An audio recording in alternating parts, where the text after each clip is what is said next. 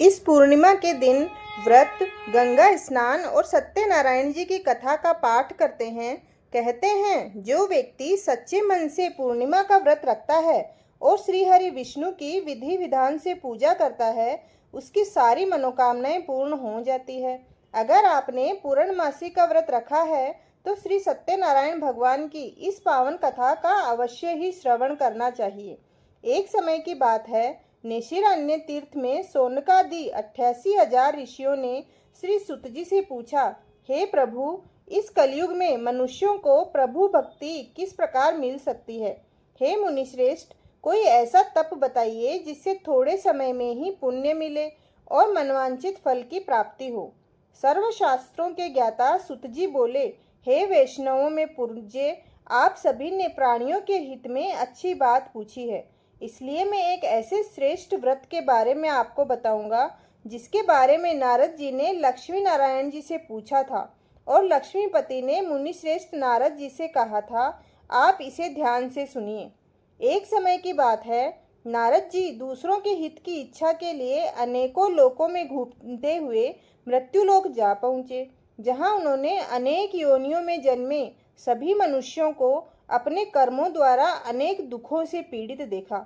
उनका दुख देखकर नारद जी भी बहुत दुखी हो गए और उन्होंने सोचा कि ऐसा कौन सा यत्न किया जाए जिसके करने से मनुष्यों के दुखों का अंत हो जाए।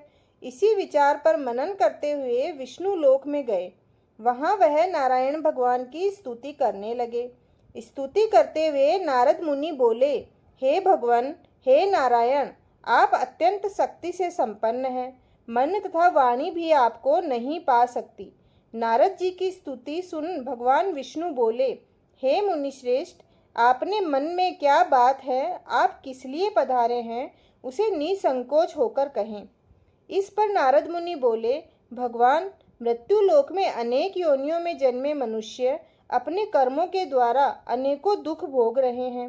हे नाथ, आप मुझ पर दया रखते हैं तो बताइए कि वो मनुष्य अपने दुखों से कैसे छुटकारा पा सकते हैं। तब भगवान श्री हरि बोले, हे नारद, मनुष्यों की भलाई के लिए तुमने बहुत ही अच्छी बात पूछी है। अब मैं वो बात तुम्हें कहता हूँ जिसके करने से मनुष्य मोह से छूट जाता है। स्वर्गलोक व मृत्युलोक दोनों में एक दुर्लभ उत्तम व्रत है जो पुण्य देने वाला है।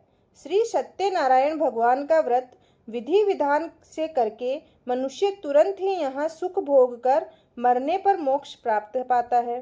श्री हरि के वचन सुनकर नारद जी बोले कि उस व्रत का फल क्या है, कैसे इसे रखा जाता है, सबसे पहले ये व्रत किसने किया था, इस व्रत को किस दिन करना चाहिए, सभी कुछ विस्तार से बताएं प्रभु।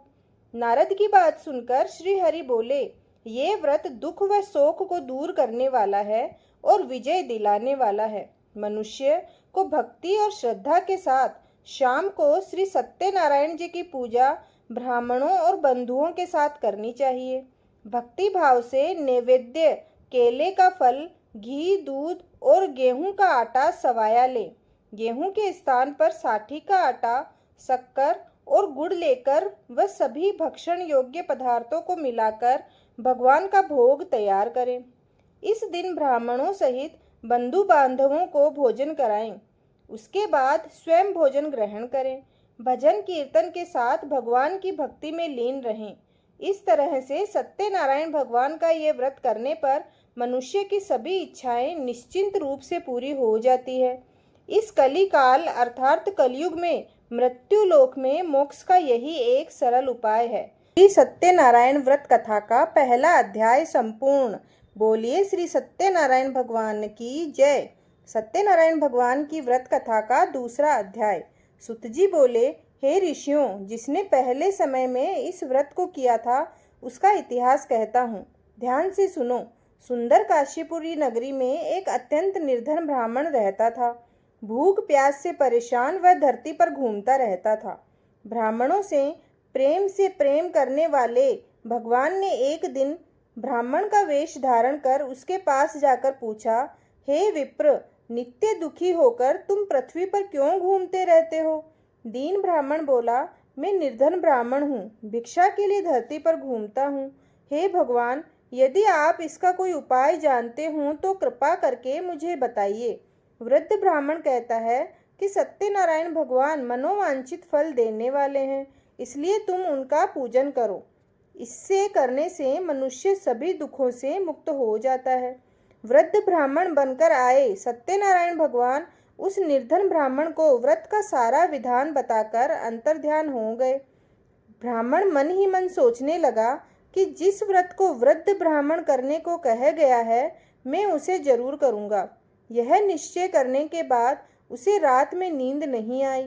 वह सवेरे उठकर सत्यनारायण भगवान के व्रत का निश्चय कर भिक्षा के लिए चला गया। उस दिन निर्धन ब्राह्मण को भिक्षा में बहुत सारा धन मिला, जिससे उसने बंधु बांधवों के साथ मिलकर श्री सत्यनारायण भगवान का व्रत संपन्न किया। भगवान सत्यनारायण का व्रत संपन्न करने के बाद वह ब्राह्मण सभी दुखों से छूट गया और अनेक प्रकार की संपत्तियों से युक्त हो गया। उसी समय से यह ब्राह्मण हर माह इस व्रत को करने लगा। इस तरह से सत्यनारायण भगवान के व्रत को जो मनुष्य करेगा वह सभी पापों से छूटकर मोक्ष को प्राप्त होगा। जो मनुष्य इस व्रत को करेगा वह भी सभी दुखों से मुक्त हो जाएगा। सुत जी बोले कि इस तरह से नारद जी ने नारायण जी का कहा हुआ श्री सत्यनारायण व्रत का मैंने तुमसे कहा। हे ब्राह्मणों, मैं अब और क्या कहूँ। ऋषि बोले, हे मुनिवर, संसार में उस विप्र से सुनकर और किस किसने इस व्रत को किया, हम सब इस बात को सुनना चाहते हैं। इसके लिए हमारे मन में श्रद्धा का भाव है। सुत जी बोले, हे मुनियों, जिसने इस व्रत को किया है वे सब सुनो। एक समय वही विप्र धन व ऐश्वर्य के अनुसार अपने बंधु बांधवों के साथ इस व्रत को करने को तैयार हुआ। उसी समय एक लकड़ी बेचने वाला बूढ़ा आदमी आया और लकड़ियां बाहर रखकर अंदर ब्राह्मण के घर में गया। प्यास से दुखी व लकड़हारा उनको व्रत करते देख विप्र को नमस्कार कर पूछने लगा कि आप यह क्या कर रहे हैं। तो उन्होंने बताया कि मैं यह व्रत कर रहा हूँ तथा इसे करने से क्या फल मिलेगा, कृपया मुझे भी बताइए। ब्राह्मण ने कहा कि सब मनोकामनाओं को पूरा करने वाला यह सत्यनारायण भगवान का व्रत है। इनकी कृपा से ही मेरे घर में धन धान्य आदि की वृद्धि हुई है। विप्र से सत्यनारायण व्रत के बारे में जानकर लकड़हारा बहुत प्रसन्न हुआ। चरणामृत लेकर वह प्रसाद खाने के बाद वह अपने घर गया। लकड़हारे ने अपने मन में संकल्प किया कि आज लकड़ी बेचने से जो धन मिलेगा उसी से सत्यनारायण भगवान का उत्तम व्रत करूंगा। मन में इस विचार को लेकर बूढ़ा आदमी सिर पर लकड़ियां रखकर नगर में बेचने गया, जहां धनी लोग ज्यादा रहते थे। उस नगर में उसे अपनी लकड़ियों का दाम पहले से 4 गुना अधिक मिलता है। बूढ़ा आदमी प्रसन्नता के साथ दाम लेकर केले, शक्कर, घी, दूध, दही और गेहूं का आटा लेकर और सत्यनारायण भगवान के व्रत की अन्य सामग्रियां लेकर अपने घर गया।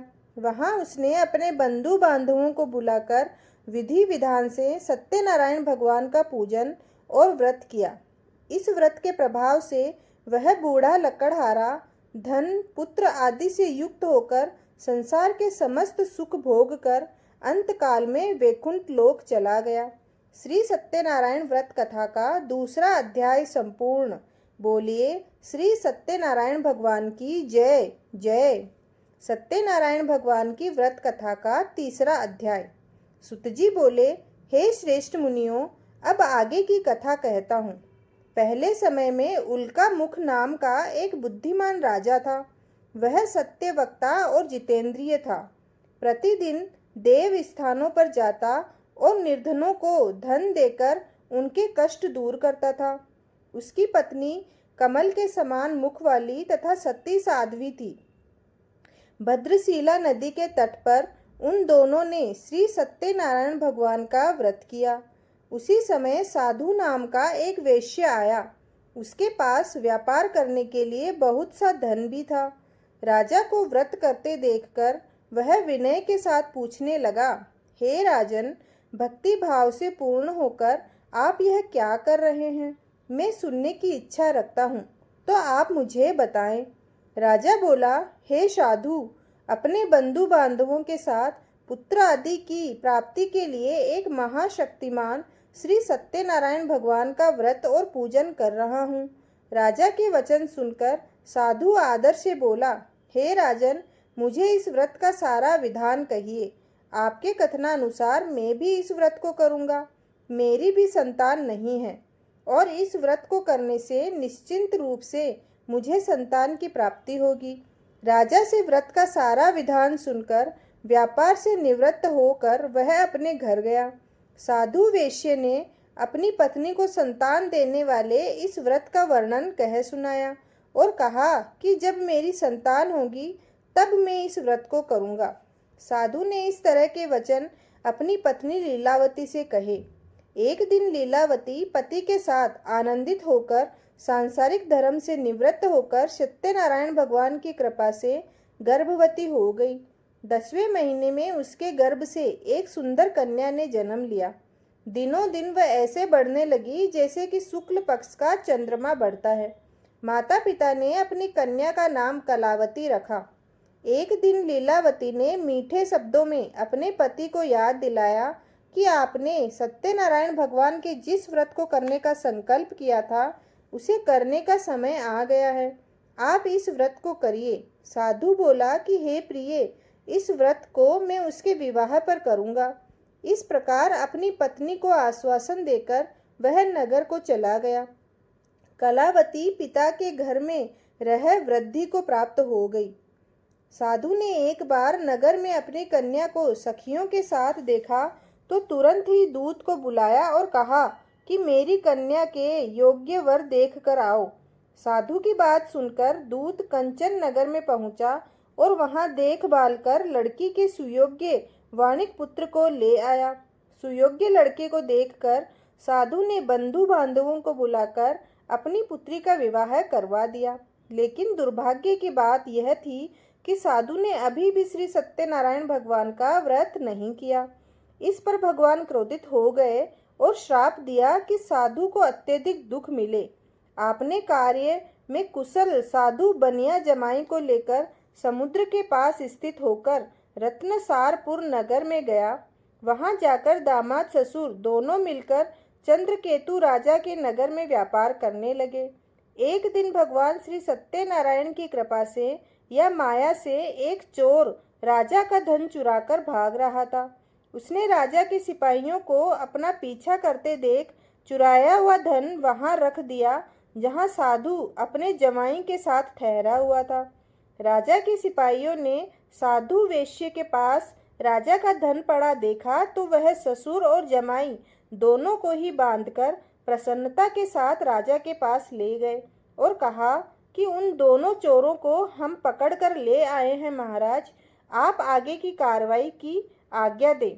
राजा की आज्ञा से उन दोनों को कठिन कारावास में डाल दिया गया और उनका सारा धन भी उनसे छीन लिया गया। श्री सत्यनारायण भगवान से श्राप से साधु की पत्नी भी बहुत दुखी हुई। घर में जो धन रखा था उसे चोर चुरा कर ले गए। शारीरिक तथा मानसिक पीड़ा व भूख प्यास से अति दुखी हो अन्न की चिंता में कलावती के ब्राह्मण के घर गई। वहां उसने श्री सत्यनारायण भगवान का व्रत होते देखा, फिर कथा भी सुनी। वह प्रसाद ग्रहण कर रात को घर वापस आई। माता के कलावती से पूछा कि हे पुत्री, तुम अब तक कहाँ थी? तेरे मन में क्या है?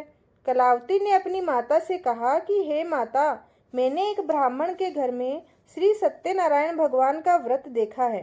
कन्या के वचन सुन लीलावती भगवान के पूजन की तैयारी करने लगी।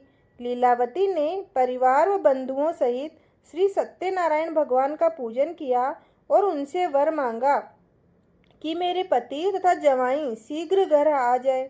साथ ही यह भी प्रार्थना की कि हम सब का अपराध क्षमा करें।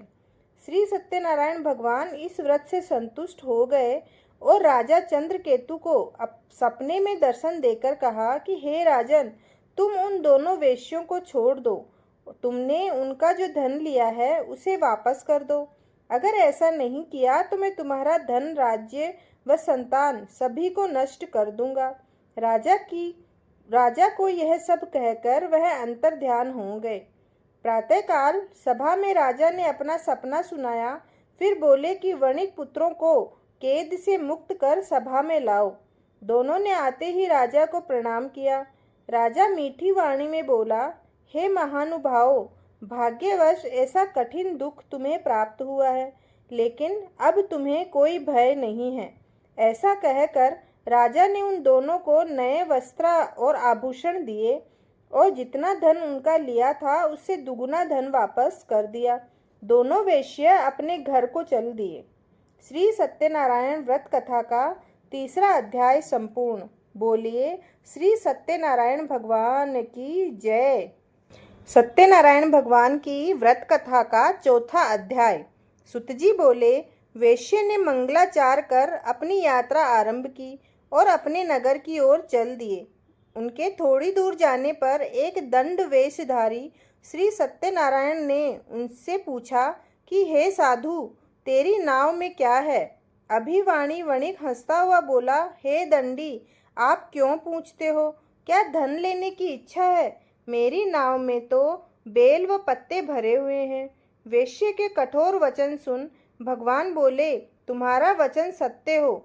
दंडी ऐसे वचन कह वहां से दूर चले गए। कुछ दूर जाकर समुद्र के किनारे बैठ गए। दंडी के जाने के बाद साधु वेश्य ने नित्य क्रिया के पश्चात नाव को ऊंची उठते देखकर अचंभा माना और नाव में बेल पत्ते आदि देखकर वह मूर्छित हो जमीन पर गिर पड़ा। मूर्छा खुलने पर वह अत्यंत शोक में डूब गया। तब उसका दामाद बोला कि आप शोक न मनाएं, यह दंडी का शाप है, इसलिए हमें उनकी शरण में जाना चाहिए, तभी हमारी मनोकामना पूरी होगी। दामाद की बात सुनकर वह दंडी के पास पहुंचा और अत्यंत भक्ति भाव नमस्कार करके बोला, मैंने आपसे जो असत्य वचन कहे थे उनके लिए मुझे क्षमा करें। ऐसा कहकर महान शोकातुर हो वह रोने लगा। तब दंडी भगवान बोले कि हे वणिक पुत्र, मेरी आज्ञा से बार बार तुम्हें दुख प्राप्त हुआ है। तू मेरी पूजा से विमुख हुआ। साधु बोला, हे भगवान, आपकी माया से ब्रह्मा आदि देवता भी आपके रूप को नहीं जानते, तब मैं अज्ञानी कैसे जान सकता हूँ? आप प्रसन्न होइए। अब मैं सामर्थ्य के अनुसार आपकी पूजा करूँगा। मेरी रक्षा करो और पहले के समान नौका में धन भर दो। साधु वेश्य के भक्ति पूर्वक वचन सुनकर भगवान प्रसन्न हो गए और उसकी इच्छा अनुसार वरदान देकर अंतर ध्यान हो गए। ससुर जमाई जब नाव पर आए तो नाव धन से भरी हुई थी। फिर वही अपने अन्य साथियों के साथ सत्यनारायण भगवान का पूजन कर अपने नगर को चल दिए। जब नगर के नजदीक पहुँचे तो दूत को घर पर खबर करने के लिए भेज दिया। दूत साधु की पत्नी को प्रणाम कर कहता है कि मालिक अपने दामाद सहित नगर के निकट आ गए हैं। दूत की बात सुनकर साधु की पत्नी लीलावती ने बड़े हर्ष के साथ सत्यनारायण भगवान का पूजन कर अपनी पुत्री कलावती से कहा कि मैं अपने पति के दर्शन को जाती हूँ, तू कार्य पूर्ण कर शीघ्र आ जा। माता के ऐसे वचन सुन कलावती जल्दी में प्रसाद छोड़ अपने पति के पास चली गई। प्रसाद की अवज्ञा के कारण श्री सत्यनारायण भगवान रुष्ट हो गए और नाव सहित उसके पति को पानी में डुबा दिया। कलावती अपने पति को वहां ना पाकर रोती हुई जमीन पर गिर गई। नौका को डूबा हुआ देख वह कन्या को रोता देख साधु दुखी होकर बोला कि हे प्रभु, मुझसे तथा मेरे परिवार से जो भूल हुई है उसे क्षमा करें। साधु के दीन वचन सुनकर श्री सत्यनारायण भगवान प्रसन्न हो गए और आकाशवाणी हुई, हे साधु, तेरी कन्या मेरे प्रसाद को छोड़कर आई है, इसीलिए उसका पति अदृश्य हो गया है। यदि वह घर जाकर प्रसाद खाकर लौटती है तो इसे इसका पति अवश्य मिलेगा। ऐसी आकाशवाणी सुन कलावती घर पहुंचकर प्रसाद खाती है और फिर आकर अपने पति के दर्शन करती है। इसके बाद साधु अपने बंधु बांधवों सहित श्री सत्यनारायण भगवान का विधि विधान से पूजन करता है। इस लोक का सुख भोग कर अंत में स्वर्ग को जाता है। श्री सत्यनारायण व्रत कथा का चौथा अध्याय संपूर्ण। बोलिए श्री सत्यनारायण भगवान की जय। सत्यनारायण भगवान की व्रत कथा का 5वां अध्याय। सुत जी बोले, हे ऋषियों, मैं और भी एक कथा सुनाता हूँ, उसे भी ध्यान पूर्वक सुनो। प्रज्ञा पालन में लीन तुंगध्वज नाम का एक राजा था। उसने भी भगवान का प्रसाद त्याग कर बहुत ही दुख किया। एक बार वन में जाकर वन्य पशुओं को मारकर वह बड़ के पेड़ के नीचे आया। वहां उसने ग्वालों की भक्ति भाव से अपने बंधुओं सहित सत्यनारायण भगवान का पूजन करते देखा। अभिमानवश राजा ने उसे देखकर भी पूजा स्थान में नहीं गया और ना ही उसने भगवान को नमस्कार किया। ग्वालों ने राजा को प्रसाद दिया, लेकिन उसने वह प्रसाद नहीं खाया और प्रसाद को वहीं छोड़कर वह अपने नगर को चला गया। जब वह नगर में पहुंचा तो वहां सब कुछ तहस नहस हुआ पाया, तो वह शीघ्र ही समझ गया कि यह सब भगवान ने ही किया है। वह दोबारा ग्वालों के पास पहुंचा और विधि पूर्वक पूजा करके प्रसाद खाया तो श्री सत्यनारायण भगवान की कृपा से सब कुछ पहले जैसा हो गया। दीर्घ काल तक सुख भोगने के बाद मरणोपरांत उसे स्वर्गलोक की प्राप्ति हुई। जो मनुष्य परम दुर्लभ इस व्रत को करेगा तो भगवान सत्यनारायण के अनुकंपा से उसे धन धान्य की प्राप्ति होगी। निर्धन धनी हो जाता है, भय मुक्त हो जीवन जीता है। संतानहीन मनुष्य को संतान सुख मिलता है और सारे मनोरथ पूर्ण होने पर मानव अंत काल में वैकुंठ को जाता है। सुत जी बोले, जिन्होंने पहले इस व्रत को किया है, अब उनके दूसरे जन्म की कथा कहता हूँ। वृद्ध सतानंद ब्राह्मण ने सुदामा का जन्म लेकर मोक्ष की प्राप्ति की। लकड़हारे ने अपने जन्म में निषाद बनकर मोक्ष प्राप्त किया। उल्का मुख नाम का राजा दशरथ होकर वैकुंठ को गए। साधु नाम के वैश्य ने मोर ध्वज बनकर अपने पुत्र को आरे से चीर कर मोक्ष पाया। महाराज तुंगध्वज ने स्वयं भू होकर भगवान में भक्ति युक्त होकर मोक्ष पाया। श्री सत्यनारायण व्रत कथा का 5वां अध्याय संपूर्ण। बोलिए श्री सत्यनारायण भगवान की जय जय जय। भक्तों, अगर आपको ये कथा पसंद आई है और आपने ये कथा पूरी सुनी है तो चैनल में कमेंट बॉक्स में श्री सत्यनारायण भगवान की जय लिखना ना भूलें और चैनल को अवश्य सब्सक्राइब करें। धन्यवाद।